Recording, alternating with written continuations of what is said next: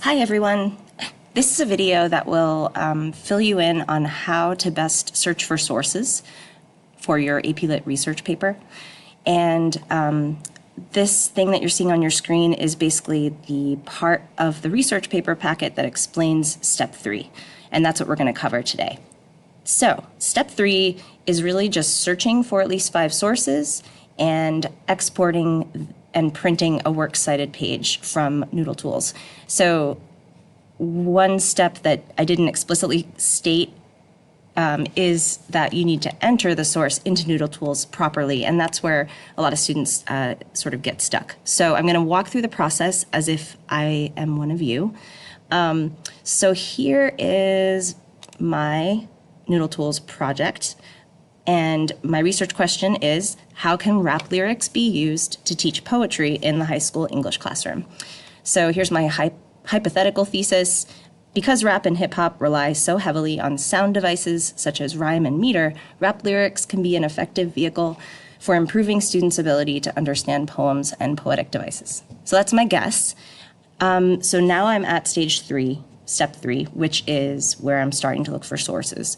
So I'm going to be sharing with you later how to access the school's databases. But for the meantime, because Google is a useful tool, I wanted to walk you through how to use it in a smart way. So here is something that not everybody knows about. There's something called Google Scholar, and you access it by going to scholar.google.com.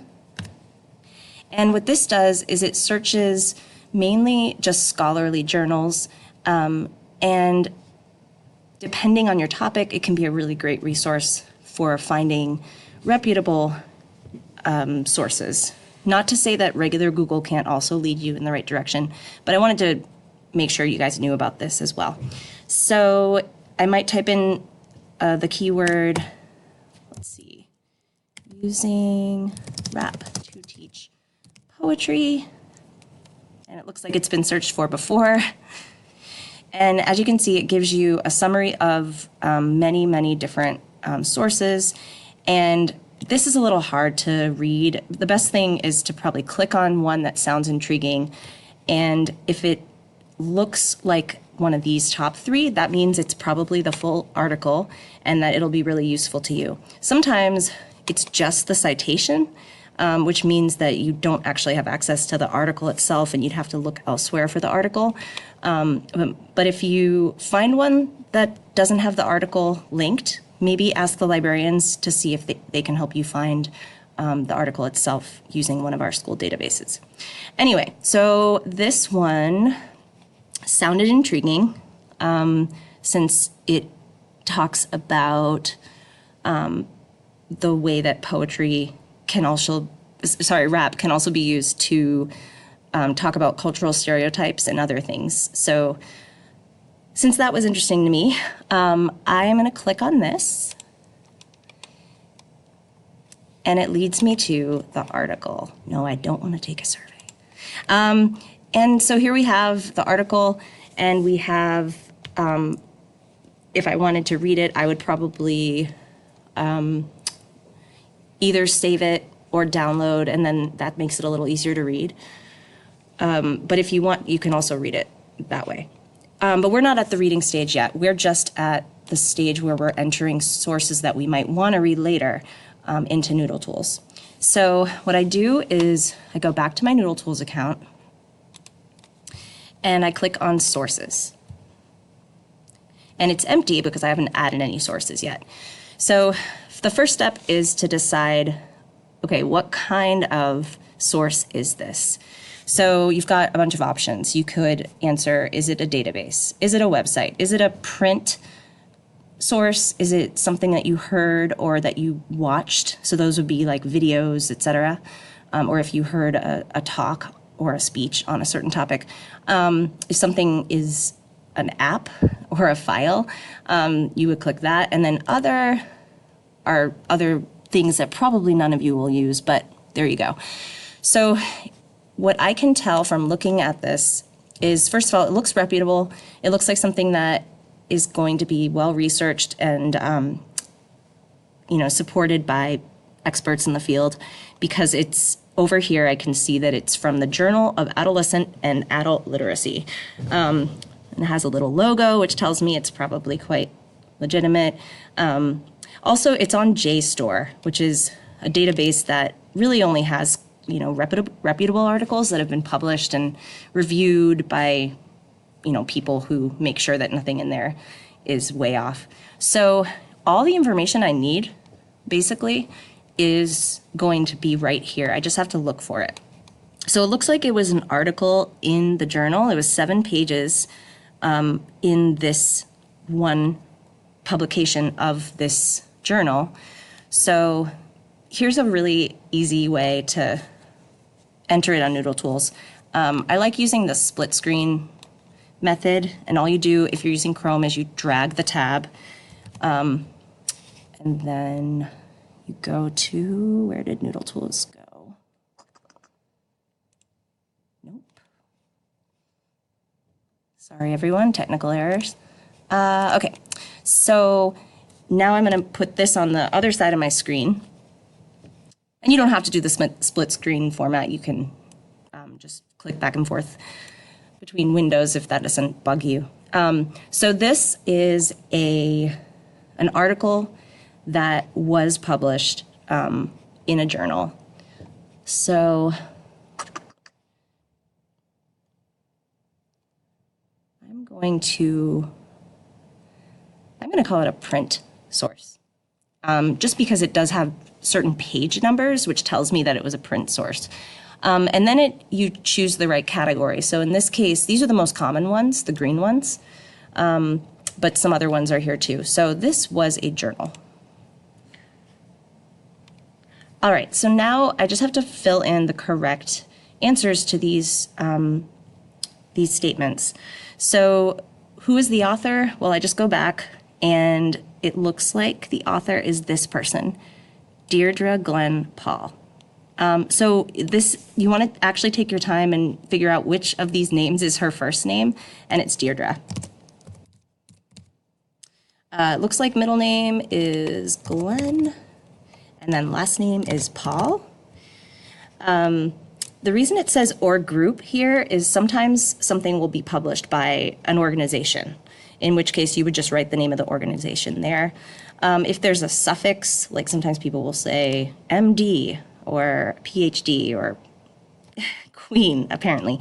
So if there's a suffix, you put it there. If there isn't a suffix, like there isn't one for this woman, you leave it blank. If there are multiple authors, like sometimes it'll list a few different people, then you actually would add more. So you'd go like that. Oh, I'm sorry. You click the add another contributor, and then you'd put it in. Okay, article title, that's going to be the specific article, not the name of the journal. So in this case, I'm going to, just to make it easy on myself, copy the name of the article. And it is here.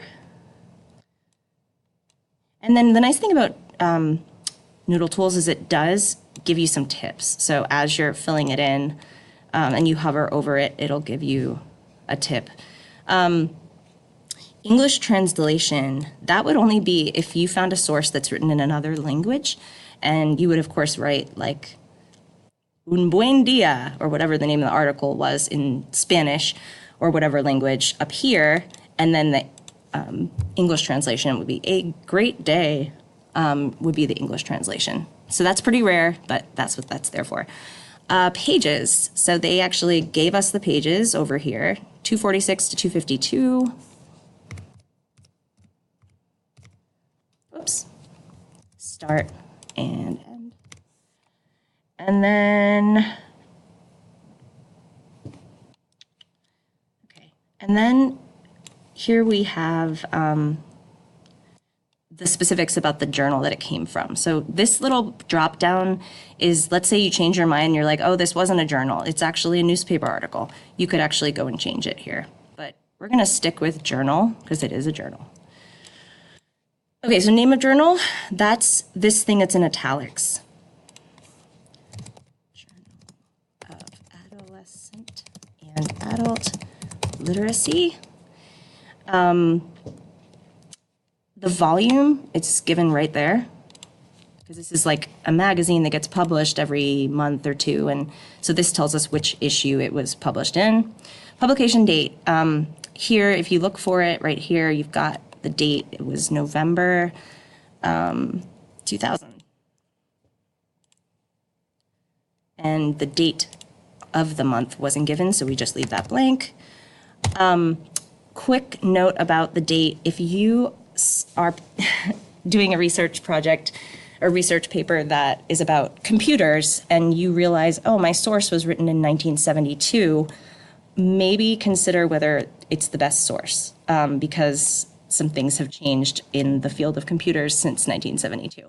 So anyway, that would be just one of the questions to ask yourself while you're preparing your sources.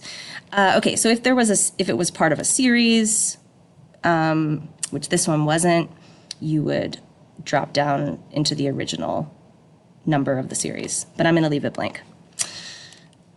All right, advanced, this is just if it applies. Like, I know there's a publication that sometimes has a special issue, like holiday issue or something. That would be where you'd put it in there. And then you want to leave this checked, because this tells NoodleTools that you do want it included in your Works Cited page. The only reason to uncheck it would be towards the end of the paper writing process. If you realize, oh wait, I never actually used that source, but I also don't want to delete it because I'm interested in reading it and looking at it later, you would unclick that. But we're going to keep it checked. And you can either click save, which is what I usually do, or you can do save and add annotation. This would be if you want to make a quick note about the source. So this is not the same thing as a note card. A note card we're going to go into later. But maybe you say, it looks pretty professional and was published in the last 20 years. Okay, so then it would close, and then that shows up in NoodleTools next to that source so that you can kind of keep your sources straight. So now it's entered, and what I want to show you next is how do you now have NoodleTools create a Works Cited page. I'm skipping the step of finding 4 more sources. You should not skip that step. So anyway, here we go. What you do is you select print/export right up here. I'll make this large again. Print/export. And students have done it with Word or Google Docs. I think it does it correctly either way, but I'm going to do Word for now. And because I set up the project and selected MLA format, NoodleTools now takes the information I entered and spits it out as a correctly formatted MLA Works Cited page, which is super helpful so that you don't have to go in and do it yourself. Okay, so now I'm going to open the document that was downloaded, and you are going to see this is a correctly formatted Works Cited page. So something about Works Cited, if it's correctly formatted, you're going to notice it's in size 12 Times New Roman. The words Works Cited appear at the top. It's going to be double spaced. And it's also going to have something called a hanging indent, which is what we call what's going on here, with the beginning of the source going all the way to the left and all the other lines of the source being tabbed one tab in. Your next source would show up here, and it's going to be in alphabetical order. So that's step 3 of the research paper. If you need a refresher on when it is due, just check Blackboard where I posted the up-to-date deadlines, and make sure you come to class that day with the Works Cited printed. So good luck, and let me know if you have any questions.